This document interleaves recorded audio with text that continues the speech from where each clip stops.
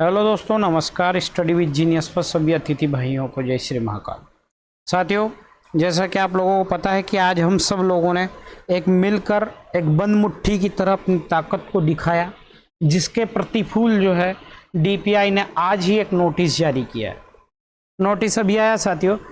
अब डीपीआई क्या, सीएम तक को नरमी से पेश होना पड़ेगा, क्योंकि 5 तारीख को महाआंदोलन भी हम करने जा रहे हैं।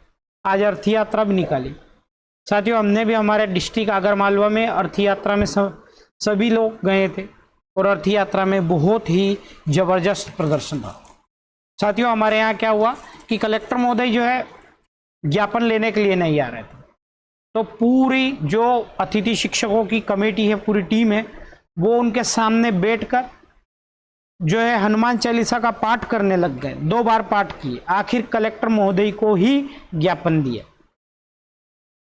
क्योंकि साथियों, एक शिक्षक वह चीज होती है कि वो कलेक्टर हैं आज माना, लेकिन उनको बनाने में भी एक शिक्षक कहा। तो उसी तरह से हम शिक्षकों के अगर कोई नहीं सुनता है तो हम हमारे तरीके से उसे शांतिप्रिय तरीके से सुनवाएंगे सभी।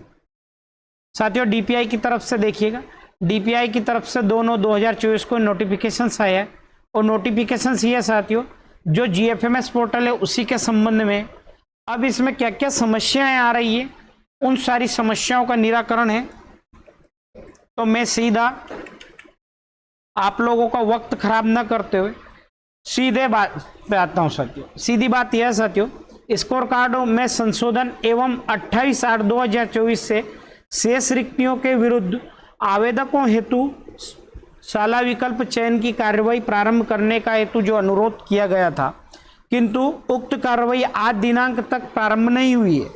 सही बात है, 28 के बाद जो है पूरा सा ठप पड़ा हुआ है जीएफएमएस पोर्टल।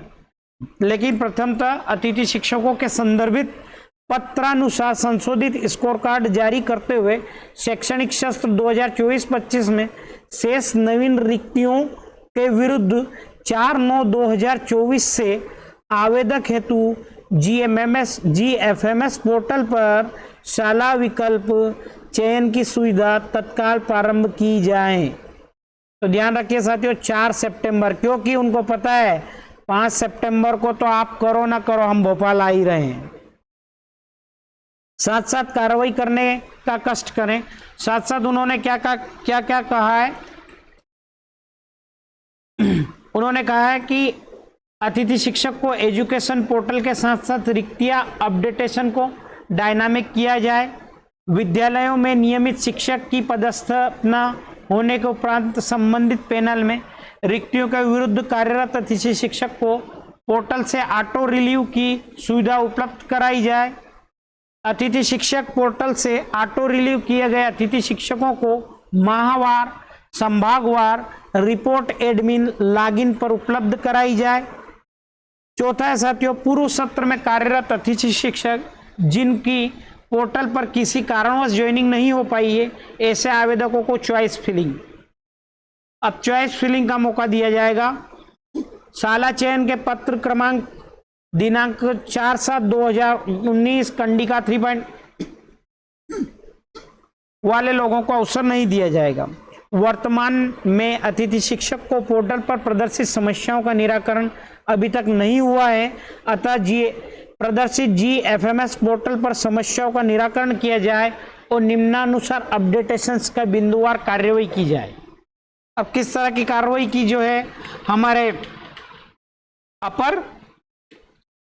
अपर संचालक जो है डीपीआई के, उन्होंने कहा है क्या क्या है। अतिथि शिक्षक को पोर्टल पर ज्वाइनिंग रिक्वेस्ट करने में त्रुटि प्रदर्शित हो रही है। तो यूजर नेम डाइस कोड में माह अप्रैल तक कार्य किया गया है, किंतु पोर्टल पर मैसेज हो रहा है कि यहाँ रिक्तियां नहीं है, आप शॉर्ट टर्म में, इस तरह की समस्याओं की अनुमति नहीं है। एक समस्या यह आ रही है। दूसरी समस्या क्या आ रही है कि अतिथि शिक्षक द्वारा ज्वाइनिंग रिक्वेस्ट करने के उपरांत भी शाला प्रभारी की लॉगिन पर रिक्वेस्ट प्रदर्शित नहीं हो रही है।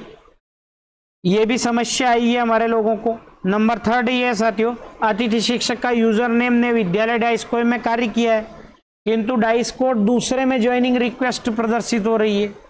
अन्य आवेदकों को इस प्रकार की समस्या पोर्टल पर आ रही है। तो हाँ आ रही है, ये भी समस्या है हमारे लोगों को। यूजर नेम जो भी है हमारा SSS1 गणित में कार्य किया है, पर SS1 भौतिक शास्त्र में ज्वाइनिंग रिक्वेस्ट प्रदर्शित हो रही है, ये भी समस्या आ रही है। जो भी है उसको लॉन्ग टर्म रिक्तियों के विरुद्ध कार्य किया है, पर उसमें मैसेज आ रहा है कि आपने लॉन्ग टर्म रिक्तियों के विरुद्ध गत सत्र में कार्य नहीं किया है। ये तो मेजर ऑफ समस्या है साथियों, सबसे ज्यादा लोगों को यह समस्या ही आ रही है। विगत सत्र में कार्यरत अतिथि शिक्षकों हेतु आगामी आदेश तक पोर्टल प्रारंभ किया जाए।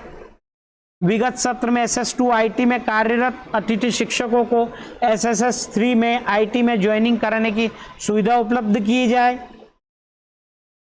ये सारी जो समस्याएं साथियों, ये समस्या जो है कामना आचार्य जी ने, जो हमारे अपर संचालक है DPI के, उन्होंने जो है DPI को इन बातों से प्रतिस्पर्श किया है ना। अतिथि शिक्षक को eKYC डुप्लीकेट की वैल्यू की तकनीकी त्रुटि प्राप्त हो रही है, जबकि आवेदन द्वारा यूजर नेम eKYC की जा रही है। उक्त समस्या का अन्य आवेदकों को भी पोर्टल पर प्रदर्शित हो रही है। नई समस्या यह साथियों, 2024-25 में आवेदकों द्वारा GFMS पोर्टल पर दर्ज रिक्वेस्ट की रिपोर्ट में रिजेक्ट प्रकरण एवं शाला प्रभारी पर लंबित प्रकरणों की रिपोर्ट सूची, जिसमें विद्यालय का नाम, डाइस कोड, आवेदक का नाम, पैनल नाम सहित उपलब्ध कराई जाए। उपरोक्त सुविधा GFMS पोर्टल पर शीघ्र उपलब्ध कराने का जो है कष्ट करें, आयुक्त द्वारा अनुमोदित किया गया है। साथ साथ ये लेटर ये ऐसा ही नहीं है कि केवल DPI को ही जो है प्राप्त है, ये निजी सहायक जो है मंत्री जी को है ना, माननीय मंत्री जी जो स्कूल शिक्षा विभाग को, सचिव, संचालक जो है राज्य शिक्षा केंद्र भोपाल, इन सभी को जो है इस तरह के इस नोटिस के माध्यम से हमारे अतिथि भाइयों की सारी समस्याओं के लिए जो है लेटर पहुंचाया गया, उप संचालक जी को पहुंचाया गया है साथियों, MPSICT IT भवन अरेरा हिल्स भोपाल को ये पहुंचाया गया DPI की तरफ से। DPI ने कहा है कि पोर्टल में इन सभी चीजों का निराकरण जो है किया जाए। तो साथियों आप लोग निश्चिंत रहिए, 4 तारीख तक जो है इसका नोटिफिकेशंस आने वाला है, वैकेंसीज का नए लोगों को मौका मिलने वाला है। अब वो किस तरह से जो है इस वैकेंसीज पे देखते हैं अपन कि किस तरह से जो है इसके बारे में अब आगे नोटिफिकेशंस आता है। जो भी खबर आएगी मैं आप लोगों तक पहुंचाऊंगा, क्योंकि आना ही है साथियों, क्योंकि 5 तारीख को हम आप सभी महाआंदोलन में जा रहे हैं, तो सरकार उसके पहले जो है एक डिटेल्स देने के लिए तैयार हो जाती है। अगर जानकारी अच्छी लगी हो तो दोस्तों के साथ शेयर कर देना, ताकि उन लोगों का थोड़ा सा बोझ हल्का हो जाए। थैंक यू साथियों, जय श्री महाकाल।